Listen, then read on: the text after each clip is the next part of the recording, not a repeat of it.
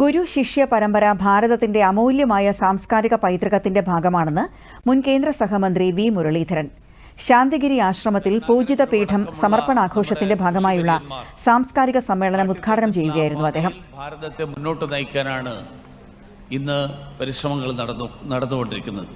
അപ്പോൾ അങ്ങനെയുള്ള പരിശ്രമം, ആ പരിശ്രമത്തിൽ അഭിമാനിക്കുകയും ആ പാരമ്പര്യത്തിൽ അഭിമാനിക്കുകയും ആ പാതയിലൂടെ മുന്നോട്ട് പോയിക്കൊണ്ട് നമുക്കെല്ലാവർക്കും വ്യക്തിപരമായും കൂട്ടായും നാടിനും എല്ലാവർക്കും ഉയർച്ചയുണ്ടാകാൻ, എല്ലാവർക്കും നന്മ ഉണ്ടാകാൻ, അതിനു വേണ്ടിയിട്ട് നമുക്ക് ഓരോരുത്തർക്കും പരിശ്രമിക്കാൻ കൂടിയുള്ള ദിവസമാണ് ഇന്നത്തെ ഈ പ്രത്യേക ദിനം എന്നുകൂടി ഓർമ്മിപ്പിച്ചുകൊണ്ട് ഗുരു ശിഷ്യ ബന്ധം കൊണ്ട് ലോകം മുഴുവനും അറിയപ്പെടുന്ന ഒരു രാഷ്ട്രം ഭാരതം മാത്രമായിരിക്കുമെന്നും മുരളീധരൻ അഭിപ്രായപ്പെട്ടു.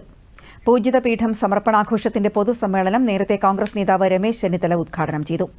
ശാന്തിഗിരി ആശ്രമം മുന്നോട്ട് വയ്ക്കുന്ന ആശയം ബഹുസ്വരതയാണെന്ന് രമേശ് ചെന്നിത്തല പറഞ്ഞു.